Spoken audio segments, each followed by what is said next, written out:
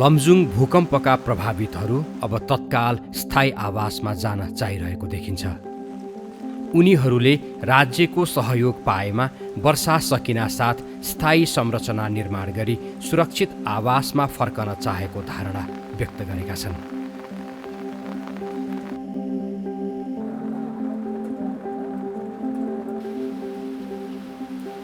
गरिब जनताहरू उही हो नि, सरकारले जस्तो किसिम गर्छ त्यही मान्नु।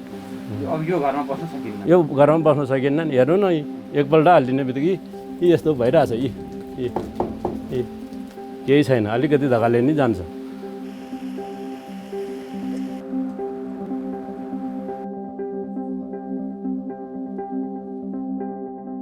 सरकारले अलिअलि हेल्प गरिदियो भने थप पारेर हामी अर्को नयाँ घर नबनाए हाम्रो उपाय छैन।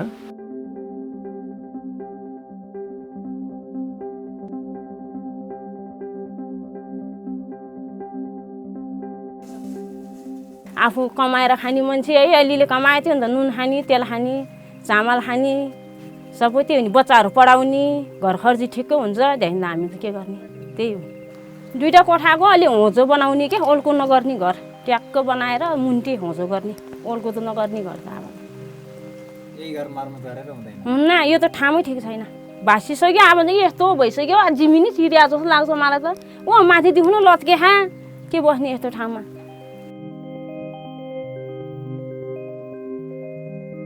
सरकारले कसरी बनाइदिनुहुन्छ, अब जसरी बनाइदिनु बस्नै पर्यो। यो कस्तो घरमा बसेर मिल्दैन। अब जसरी अब दिनदिनै आउँछ भन्छ होला। बर्खा मासमा ठुलो पानी आउनु नि हुँदैन, डर लाग्छ। म बस्दिनँ। अब जेलो दिनदिनै बढ्ने कहाँ अहिले भन्दा अब आउनु पर्यो, बढे खा कहिले कति छु, अहिले कति छ। अब घर त अब बलियो होस् र भूकम्पले पनि होइन आउँदाखेरि पनि केही नहोस् भन्ने चाहना हाम्रो हो। हाम्रो चाहना जनताको, हाम्रो परिवारको चाहना त्यही त हो। त्यसमा अब पहिलोको 3 लाखले, अब पहिलो 3 लाख सरकारले दिनुहुन्थ्यो। त्यो 3 लाखले अब घर पनि यस्तो बलियो नबन्दो रहेछ जस्तो हामीलाई लाग्यो। त्यो खर्च मेटेरियल किन्दैमा ठिक हुँदो रहेछ। गभर्मेन्टलाई के अरे जेला दिँदा त्यो नपुग हुँदो रहेछ। त्योभन्दा पनि अलि बढाएर सरकारले सहयोग गरिदिनु हुन अनुरोध गर्दछु। त्यत्रो परिवार कहाँ सुत्ने, त्यो पलठीमा हराउनु भएन नि हजुर। कसरी बनाउने हो हजुरहरूले भन्थे नि, कसरी बनाउने। आउनु उपाय केही पनि छैन, उपाय छैन। 3-4वटा सङ्घ संस्थाले आएर डकर्मी तालिम सिकर्मी सबै दिनुभयो। त्यसको लागि चाहिँ पर्याप्त छ हाम्रो बोर्डमा चाहिँ। एउटा राम्रो प्रविधि मात्रै पठाइदिए, प्रविधि र अब रकम पठाइदिएमा त्यसको लागि चाहिँ सिकर्मी डकर्मीको लागि त्यति आवश्यकता पर्ला जस्तो मलाई लाग्दैन। किस्तामै दिनुपर्छ सर, किनभने तपाईँको किस्तामा दिएन भने घर कच्ची बनाउँछ मान्छेले। एउटा प्राविधिकको निरीक्षण नि हुन्न। हामी जस्तो अब भनौँ न यतै बसिरहेको मान्छेलाई नि बोलाउँदो हुन्न। नबोलाउँदाखेरि हामीले पछि घर हेर्न जाँदाखेरि वाल बाङ्गो, अनि तपाईँको लाउनु पर्ने पत्तीहरू नलाइदिने, अनि उल्टो हामीलाई गाली गर्छ। त्यही भएर अब यही किस्ता गर्दा राम्रो हुन्छ। यसलाई पनि जस्तो इमर्जेन्सी सँगसँगै अरू पार्टनरहरू पनि तयारै हुनुहुन्छ कि उहाँहरूलाई पर्मानेन्ट सेल्टर कसरी दिने, कुन हिसाबमा अगाडि बढ्दाखेरि अगाडि जाने भन्ने हिसाबमा छन् भने अब यसको लागि चाहिँ सबैको निर्णय चाहिँ माथि केन्द्रबाट ल यो अहिलेको जुन यो भूकम्पको यो अस्ति 5 गतेको जुन भूकम्प छ नि, त्यसबाट यो लाभग्राहीहरू यति पहिचान भएको छ। ल यसको लागि चाहिँ यसरी जानुपर्छ भने एउटा केही नीति बनेपछि पार्टनरहरूले पनि त्यही अनुसारको अगाडि बढ्ने भनेर कुरा भएको छ अहिलेसम्म यसमा। यता लमजुङका जनप्रतिनिधिहरू पनि टेन्ट र पालको बसाइपछि भूकम्प प्रभावित जनतालाई स्थायी आवासमा लैजान पाए हुने धारणा व्यक्त गर्छन्। हिजो 72 सालको भूकम्पले लमजुङको बेसी सहरमा जति प्रभावित गरेको थियो त्यस्तै भन्दा पनि हुन्छ। अहिले त्यस्तै ढङ्गले प्रभावित गरेको छ। सङ्घ सरकारले दिने भनेको यो पनि 8-10 महिना 1 वर्ष लाग्न सक्छ। यसकै लागि नि लाग्न सक्छ, किनभने अहिलेको बजेटमा पनि व्यवस्था गरेका छैन। गर्न त समुच्च कुनै ठाउँमा सम्बोधन गरेर गरे होला, खासै बजेटको व्यवस्था गरेका छैन। त्यस कारणले गर्दाखेरि हामी चाहिँ हाम्रो तत्कालीन राहतका निम्ति के गर्न सकिन्छ, हाम्रो क्षमता र हैसियत अनुसार हामी छलफलमा छौँ, हामी गर्छौँ। यो रिपोर्ट आइसकेपछि मात्र गर्छौँ।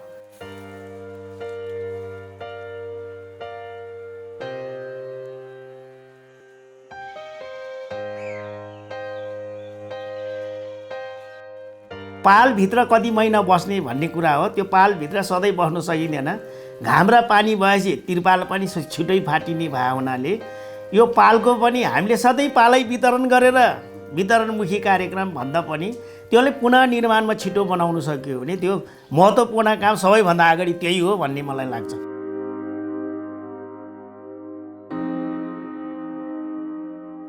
अबको निड चाहिँ खास गरी उहाँहरूको घर चाहिँ बलियो हुनुपर्छ। जति पनि ढुङ्गा माटेका घरहरू छन् ती घरहरू धेरै भत्किएका छन्। यसकारण हामीले अब घरहरू बनाउँदाखेरि त्यो भूबनोट हेर्ने र त्यहाँ कसरी सुरक्षित हुन्छ, सुरक्षित आवास, बलियो आवास, भूकम्प प्रतिरोधी आवास हामीले बनाउनु जरुरी छ। व्यक्तिले स्वयंले बनाएको घर अहिले चर्कियो, त्यसको अवस्था नि देखियो नि त। त्यसो भयो भने त्यो अवस्थाभन्दा नयाँ मोडालिटीमा गयो भने राम्रो हुन्छ भन्ने हो। नयाँ खालको हामीले अब पुनर्निर्माणले आफ्नै प्राविधिक राखेर निर्माण गरेर घर हस्तान्तरण गर्ने, उनलाई पैसा नदिने घर चाहिँ हस्तान्तरण गर्यो भने उपलब्धि प्राप्ति हो। भूकम्प र पुनर्निर्माणमा सरोकार राख्ने विभिन्न कार्यालयका प्रतिनिधिले लमजुङ भूकम्प पछिको पुनर्निर्माण पनि राष्ट्रिय पुनर्निर्माण प्राधिकरणबाटै हुनुपर्ने धारणा व्यक्त गरेका छन्। जसरी अहिले पुनर्निर्माणको कार्यालय हरेक जिल्लामा छ, त्यो पुनर्निर्माणको कार्यालयहरू अझ थपेर जस्तै यो बढी क्षति भएको ठाउँमा थप्न सकेर यसलाई चाहिँ अझ गति दिन सक्यो भने अझ छिटो हुन्छ जस्तो हामीलाई लाग्छ। पुनर्निर्माणले गरेन भने गाउँपालिकाले गर्नु सक्ने हैसियतै छैन। प्रदेश सरकारको भूमिका पनि त्यति अब गर्नु सक्ने जस्तो मैले देख्दिनँ। अब अहिले नै अब यो पुनर्निर्माण कसले गर्ने भनेर निर्णय नभइसकेको हुनाले हामीले पनि अब त्यही अनुसारको जवाफ हामीले दिनुपर्ने हुन्छ। किनभने एक त पुनर्निर्माण प्राधिकरणको समय पनि छिटै सकिँदैछ। अझ भनौँ जिल्ला तहको काम त हामीले असार मसान्तसम्म सकिसक्नुपर्ने जुन समयावधि छ त्यस अनुरूप काम गरिराखेको अवस्था हो र त्यो हिसाबको एउटा दबाब अथवा सल्लाह सुझाव त छ नै। तर पुनर्निर्माण प्राधिकरणको समयावधि सकिन लागेको र विपद व्यवस्थापनकै लागि भनी गठन भएको विपद जोखिम न्यूनीकरण तथा व्यवस्थापन प्राधिकरणको स्थापना भइसकेको परिदृश्यमा पुनर्निर्माणको काम जसले गरे पनि गोर्खा भूकम्प पछिकै मोडालिटी अपनाउँदा राम्रो हुने तर्क उनीहरूको छ। विपद व्यवस्थापन समितिले सहजीकरण र समन्वय गर्ने हो काम। यो दीर्घकालीन काम चाहिँ हामीले जो निर्णय गरेका छौँ त्यो तथ्याङ्कहरू सूचनाहरू सङ्कलन गरेर गृह मन्त्रालय र विपद व्यवस्थापन केन्द्र जो केन्द्रमा पनि छ त्यसलाई पनि यो र पुनर्निर्माण प्राधिकरणलाई चाहिँ यो सूचना उपलब्ध गराउने र यो तत्काल पुनर्निर्माण गर्न आवश्यक छ भनेर हामीले अनुरोध गर्ने भन्ने निर्णय गरेका छौँ। त्यो सूचना प्राप्त भइसकेपछि तथ्याङ्कसहितको सूचना र अनुरोध हामी केन्द्रमा पठाउँछौँ, पुनर्निर्माण प्राधिकरणमा र विपद व्यवस्थापन केन्द्रमा। त्यसपछि उहाँहरूले त्यो चाहिँ काम अगाडि बढाउनुहुन्छ भन्ने हामीले अपेक्षा गरेका छौँ। र अलि दीर्घकालमा गर्नुपर्ने पुनर्निर्माणका काम चाहिँ पुनर्निर्माण प्राधिकरणले उसका निकाय जिल्लामा रहेका निकाय मार्फत गर्नुपर्छ र गरिदियोस् भनेर हामी अनुरोध गर्नेछौँ। तर यसमा पालिका र डोनर एजेन्सीलाई चाहिँ छुटाउनु हुँदैन, उहाँहरूलाई पनि सँगसँगै लिएर जानुपर्छ। लमजुङ भूकम्प पछिको पुनर्निर्माणका लागि जिल्ला तहबाट यस्ता अपेक्षा र सुझावहरू आइरहेका बेला केन्द्रले के सोचिरहेको छ? अझ पुनर्निर्माणमै केन्द्रित राष्ट्रिय पुनर्निर्माण प्राधिकरणको योजना र अधिकार के छ? यो आजको महत्त्वपूर्ण प्रश्न हो। अहिले अब त्यो भूकम्प वास्तवमा कस्तो खालको अवस्थाको भन्ने कुराको बारेमा त्यसको बारेमा हामीले छलफल गरिराखेका छौँ। त्यसको बारेमा खानी तथा भूगर्भ विभागले एउटा चाहिँ अन्तिम निष्कर्ष निकाल्दैछ। हामीले अहिले चाहिँ प्राधिकरणको इन्जिनियरहरूको जुन टिम छ तल जिल्लामा गाउँपालिकाहरूमा खटिएका इन्जिनियरहरू उहाँहरूलाई त्यसको तथ्याङ्क के कस्तो अवस्था हो वास्तविकता त्यो चाहिँ बुझिराख्ने, त्यसको रेकर्ड लिइराख्ने। सबभन्दा पहिलो कुरा त अहिलेको वास्तविक त्यहाँको अवस्था के हो, कति घरहरू चाहिँ पूर्ण रूपमा क्षति भएको छन्, कति घरहरू आंशिक क्षति भएको छन्, उहाँहरूले त्यसको तथ्याङ्क सङ्कलन गरेर आइसके पछाडि अनि हामी कसरी त्यसलाई सम्बोधन गर्ने।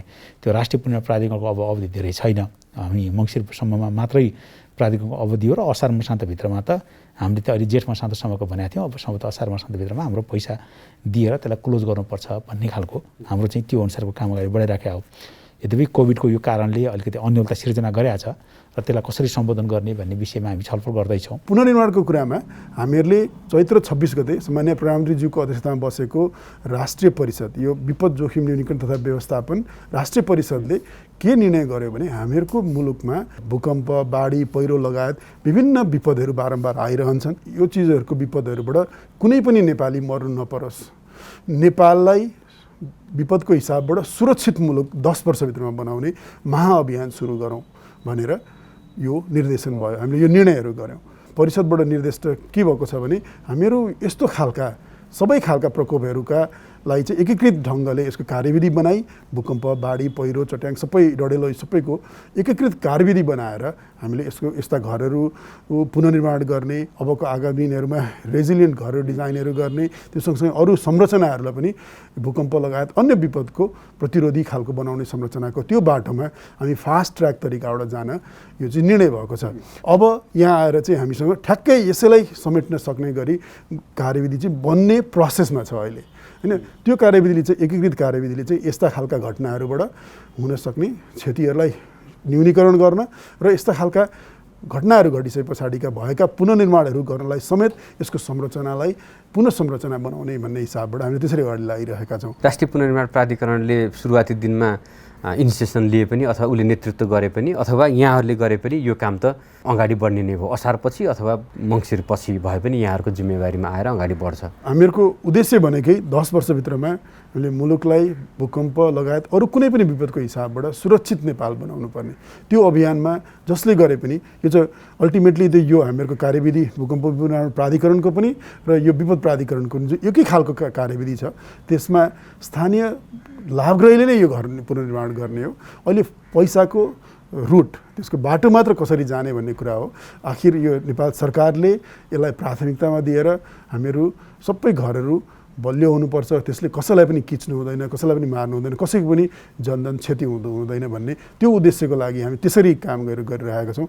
यसको लागि यसको फाइनेन्सिङ मोडालिटी मात्र हामीले क्लियर गर्न जरुरी छ। पैसाको मोडालिटी मात्र हेर्दाखेरि लाभग्राहीले पाउन सक्ने सम्भावनामा अहिले भूकम्प पुनर्निर्माण प्राधिकरणको व्यवस्था अनुसार सायद 3 लाख रुपियाँ ओकेर 3 किस्तामा विपद जोखिम न्यूनीकरण तथा व्यवस्थापन प्राधिकरणले बाढी पहिरो गर्दाखेरि चाहिँ हामीले पहाडी जिल्लाहरूमा 4 लाख 3 किस्तामै हो हैन। त्यसरी गर्छौँ। यो पनि लाभग्राहीकै खातामा पुग्ने गरी त्यसरी गर्ने व्यवस्था गरिएको छ। अब 3 लाख हो कि 4 लाख त्यो मात्र छुट्टिने बाँकी रह्यो। केही समयमा टुङ्गिन्छ। यो कति समय लाग्ला? यो समय धेरै लाग्दैन। सम्भवतः अर्को कार्यकारी समितिमा को बैठकबाट र अर्थ मन्त्रालयसँगको सहमतिमा यसको फाइनेन्सिङ जुटाइसके पछाडि यो छिटै नै हुन्छ। म के स्पष्ट गर्न चाहन्छु भने राष्ट्रिय पुनर्निर्माण प्राधिकरणको काम चाहिँ हाम्रो काम त पुनर्निर्माण तथा पुनर्स्थापना हो हैन। यसको अलि पछाडिको काम हो। उद्धार र राहतको काम त गृह मन्त्रालय अन्तर्गत संयन्त्रले गरिरहेको छ। त्यसमा गृह प्रशासनै त्यसमा चाहिँ सम्पूर्ण छ। राष्ट्रिय विपद जोखिम न्यूनीकरण तथा व्यवस्थापन प्राधिकरणै त्यसमा सम्पूर्ण छ। उसले नै त्यो कुरालाई ख्याल गरिरहेको छ, त्यहाँबाट गरिरहेको छ। त्यसको अर्थ फेरि हामी त्यसबाट टाढा हुन्छौँ भन्ने होइन। तर हाम्रो चाहिँ अहिलेको काम चाहिँ के हो भने वास्तवमा पुनर्निर्माण र पुनर्स्थापना गर्ने कुरालाई जसरी हिजो भूकम्प गएका घरहरूलाई हामीले निर्माण गऱ्यौँ त्यही ढङ्गले अगाडि जानलाई त पहिला तथ्याङ्क त हामीलाई चाहियो त। वास्तविक अवस्था के हो, कुन आंशिक हो, कुन पूर्ण क्षति हो, त्यसको रेकर्ड के हो, त्यो रेकर्ड लिने कुरा चाहिँ अहिले चाहिँ त्यहाँ चाहिँ काम भइरहेको छ। त्यसको रेकर्ड लिने काम गर्ने बित्तिकै त त्यसपछि अनि कतिसम्मको चाहिँ सङ्ख्या हो र के गर्ने भन्ने खालको आकलन गर्छौँ हामी।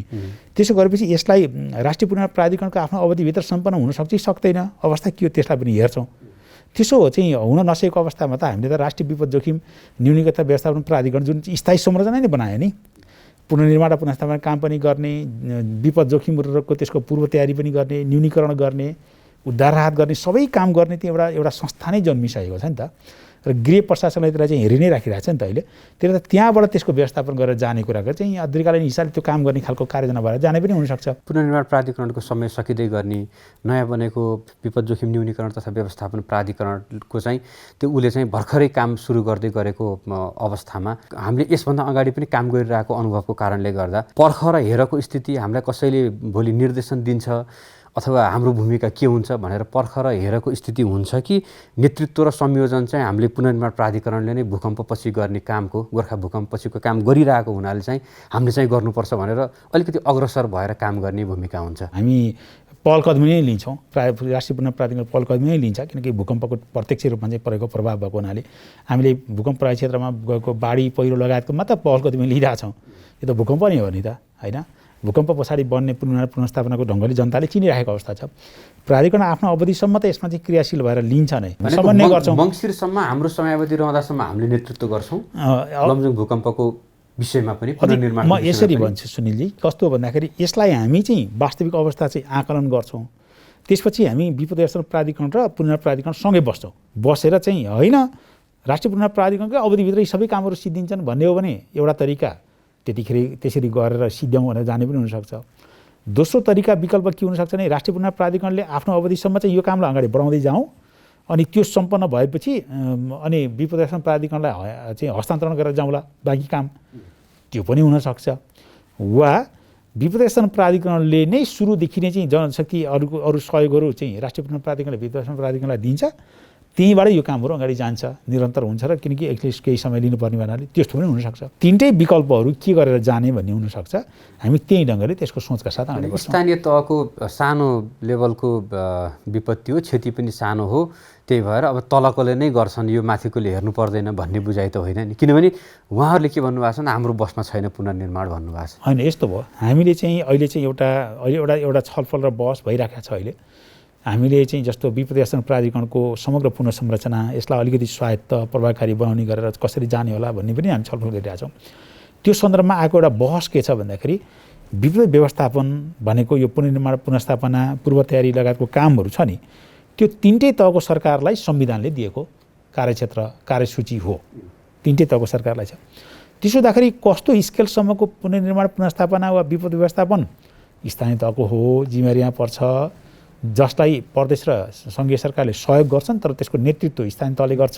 कस्तोसम्मको स्केलको काम चाहिँ विपद व्यवस्थापनको काम चाहिँ प्रदेश सरकारले गर्ने, त्यसमा स्थानीय तहले पनि त्यसमा साथ सहयोग गर्छ, तलको चाहिँ समन्वय लगायतको चाहिँ जनताको समन्वय गर्ने गरेर समुदायको चाहिँ तपाईँको सहयोग गर्ने गरेर सङ्घीय सरकारले पनि सहयोग गर्छ, तर त्यो प्रादेशिक विकास समितिबाट काममा जान्छ, किनकि त्यहाँ पनि संरचना छ नि त, स्थापित त हुन बाँकी छ, अर्कै कुरा हो। र कस्तो कस्तो खालको कामहरू चाहिँ राष्ट्रिय विपद व्यवस्थापन प्राधिकरणले गर्छ र कुन स्केलको कामलाई त्यसले ध्यान दिन्छ, त्यसका मापदण्डहरू के हुनु भन्ने बारेमा अलि एक्साइट भइरहेछन्। हामीले चाहिँ व्यापक छलफल पनि गरिरहेछौँ, नत्र यसले एउटा दुविधा उत्पन्न गर्छ भोलि। त्यो गरिसके पछाडि चाहिँ त्यसपछि तहको जसको काम हो त्यही तहको सरकारले त्यो क्षेत्रअनुसार चाहिँ नेतृत्व लिन्छ। त त्यसको अर्थ के होइन भने अर्को तहका चाहिँ सरकारहरू चाहिँ जुन दुईवटा सरकार रहन्छन्, एउटाले जिम्मा लिएपछि त्यसलाई अर्को दुईटै तहको सरकारले सहयोग गर्नुपर्ने कुरा पनि त्यत्तिकै चाहिँ यहाँ महत्त्वपूर्ण छ। यसमा अलवन हुनुपर्ने कुनै कारणै छैन। तर के बुझ्नु पऱ्यो भने सुनिलजी, स्थायी आवास त पहिल्यै बनाउनै पर्छ जतिसक्दो छिटो, तर के होइन भने जतिसुकै सानो समय भए पनि जति भए पनि तत्कालै चाहिँ हाम्रो बसोबास चाहिँ तपाईँको जतिखेर उजाड हुन्छ वा भत्किन्छ बाढीले पहिरोले वा चाहिँ भूकम्पले चाहिँ बिग्रिन्छ भने हामी सुरक्षित ठाउँमा अस्थायी आवास बनाएर बस्न पर्छ। केही समयलाई पर्छ नै। अब त्यो केही समय भनेको कति हो भन्ने कुरामा चाहिँ सरकारले कहिले जनतालाई चाहिँ दिनुपर्ने साथ राहत उद्धार वा चाहिँ पुनर्स्थापनाको लागि चाहिँ दिने सहयोग चाहिँ जुन घोषणा गरेको छ त्यो कहिलेसम्म कसरी पुर्याइदिन्छ भन्ने कुरासँग सम्बन्धित हो। र अब त जनताले त घर त आफै बनाउने हो नि, जनता कहिलेसम्म तयारी हुने, उहाँहरू आफैले तयारी भएको अवस्थामा त सरकारले त पैसा दिनको निम्ति अब समस्याको विषय बन्दैन भन्ने लाग्छ मलाई। यो गोर्खा भूकम्पकै प्रक्रिया ब्याङ्किङ सिस्टमबाट 3 लाख दिने गर्ने जान्छ। 3 लाख अब होइन, यसको लागि अब 3 लाख दिने गरेर जान्छ होला। अहिले अब मैले यति एकैचोटि यो नभनौँ, अहिले के अरे निर्णय नभएको कुरा मैले बोल्नु राम्रो हुँदैन। अनि चाहिँ मेरो विचारमा गोर्खा भूकम्पमा जुन ढङ्गले अहिले अरू भूकम्प पीडितले जसरी चाहिँ पैसा पाउने सहयोग हुने जस्तो भयो, सम्भवतः यी भूकम्प पीडितहरूलाई पनि त्यही खालको सहयोग गर्नु नै उपयुक्त हुनसक्छ। अब यसमा लामो अनुभव चाहिँ भूकम्प पुनर्निर्माण प्राधिकरणको छ। उहाँहरूकै अनुभवको आधारमा हामीले यो बाढी तथा पहिरोको लागि पनि यो एनजिओजहरू आइएनजिओजहरूको रोलहरू कसरी परिचालन गर्ने भनेर हामीले यसको कार्यविधि हामी बनाउने क्रममा छौँ। हामी हिजै बसेको माननीय गृहमन्त्रीजीको अध्यक्षतामा बसेको बैठकमा पनि यसमा हामीले विवेचनाहरू गऱ्यौँ, हामी छलफल गऱ्यौँ। यसको उहाँहरूले दिनुभएको सुझाव सल्लाह अनुसार हामीलाई यसलाई अलि सुधार्दै पनि छौँ र आगामी कार्यकारी समितिको बैठकमा यो एनजिओजहरूलाई कसरी परिचालन गर्ने भन्ने कुराहरूमा यसको हार्डवेयरमा मोस्टली कसरी फोकस गर्ने, एनजिओजहरूको त्यो फाइनेन्सिङकै हिसाबबाट पनि अरू के कामहरूमा एनजिओजहरूलाई त्यसमा उहाँहरूको रोलहरूलाई एक्सपेक्ट गर्न सकिन्छ त्यसलाई स्पष्ट खाका दिएर अनि सम्भवतः अर्को कार्यकारी समितिलाई एनजिओजहरूको रोलहरू र त्यसमा कसरी जोइन्टली जान सक्छ भन्ने कुराहरू हामीले त्यो स्पष्टता लिएर आउँदै प्रयासमा छौँ। लमजुङ पुनर्निर्माणमा पनि उहाँहरूको सहयोगको अपेक्षा त छ नि होइन? निश्चय पनि हामीहरूको यो विपद जोखिम न्यूनीकरण तथा व्यवस्थापन गर्न बनेको ऐनले नै हाम्रो एनजिओजहरू प्राइभेट सेक्टरहरूको विकासका साझेदार संस्थाहरूको परोपकारी संस्थाहरूको रोललाई स्पष्टसँगले व्याख्या गरिसकेको छ। त्यस कारणले गर्दाखेरि यसलाई नकार्ने भन्ने कुरो होइन। हामी अब बस्ने निर्देश समितिको बैठकमा विपदेशन प्राधिकरण र पुनर्निर्माण प्राधिकरणले आपसमा चाहिँ छलफल गरिकन हामीले त्यसको एजेन्डा त्यहाँ लैजान्छौँ। त्यसले चाहिँ यसलाई जुन निकायलाई जिम्मा दिने हामी विकल्पहरूसहित प्रस्तुत गर्छौँ। त्यसमा कति समय लाग्ला भन्ने कुराको लागि चाहिँ हामीले जुन तथ्याङ्क सङ्कलन गर्न लगाएका छौँ अहिले त्यो तथ्याङ्क आउनेछ। आइसकेपछि हाम्रो यति समय लाग्छ भन्ने खालको कार्ययोजना हामी तत्काल बनाउनेछौँ। अनि त्यसको आधारमा यति पैसा चाहिन्छ यसरी चाहिँ गर्नुपर्ला भनेर चाहिँ हामी तिनटै विकल्प हामी भनेको कुरा चाहिँ प्रस्तुत गर्नेछौँ। निर्देश समितिले एउटा निर्देशन दिनेछ यसरी जाने यहाँबाट गर्ने भनेर निर्देशन प्राप्त हुनेछ। राष्ट्रिय पुनर्निर्माण प्राधिकरणबाटै गर्ने भनेर निर्देशन प्राप्त भएको अवस्थामा राष्ट्रिय पुनर्निर्माण प्राधिकरणबाटै यो काम चाहिँ तत्काल अगाडि बढाइनेछ। होइन राष्ट्रिय पुनर्निर्माण प्राधिकरणबाट होइन, यो काम चाहिँ वित्त व्यवस्थापन प्राधिकरणबाट जानुपर्छ भनिएको अवस्थामा हामीले प्राधिकरणको पुनर्निर्माण प्राधिकरणको स्रोत साधन जनशक्ति जे छ यसमा काम गरेको त्यो चाहिँ वित्त व्यवस्थापन प्राधिकरणमा पठाइदिनेछौँ।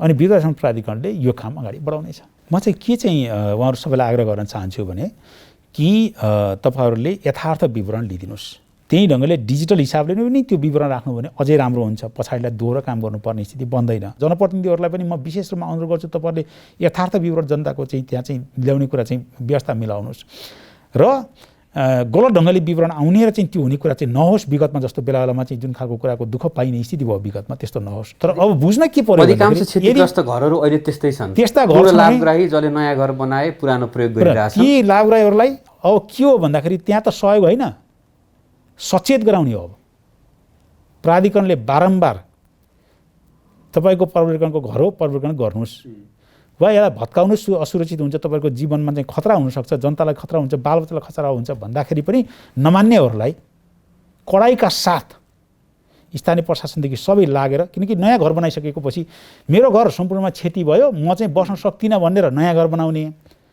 पुरानो घर त्यत्तिकै राख्ने अब मेरो यो घर भत्के मलाई अहिलेको भूकम्पबाट घर भत्काउने पैसा चाहियो भने पाइन्छ। ठगी गर्ने सरकारलाई गलत कुरा गर्ने यो कुरा चाहिँ सरासर गलत कुरा हो। त्यस्तो कुरा गर्ने चाहिँ तपाईँको चाहिँ यो चाहिँ कानुनी हिसाबले चाहिँ ठिक हुँदैन दण्डनीय हुन्छ र चाहिँ सरकारलाई झुक्क्याउने कुरा चाहिँ असह्य हुन्छ। प्राधिकरण मात्रै होइन सारा मुलुक नै हामी प्रशिक्षित भइसक्यौँ। हामी चाहिँ तपाईँको जिल्लालाई थाहा छ जिल्ला प्रशासन कार्यालयदेखि चाहिँ प्रमुख जिल्ला अधिकारीदेखि सबैलाई थाहा छ। हामी सबै जानकार भइसक्यौँ जनतालाई थाहा छ। चाहिँ हिजोको जुन प्रक्रिया चाहिँ एउटा अवधारणा छ त्यही अनुसार चाहिँ यो कामहरू अगाडि बढ्छ र त्यो कसले गर्ने भन्ने कुरा चाहिँ यो केन्द्रको छाडिदिनुहोस्। त्यसको बारेमा अलमल हुन जनतालाई जरुरी छैन अप्ठ्यारो मान्नु जरुरी छैन। हामी त्यो टुङ्गो लगाउँछौँ त्यही ढङ्गले त्यहाँ चाहिँ अनि चाहिँ काम हुने स्थिति सृजना गर्छ।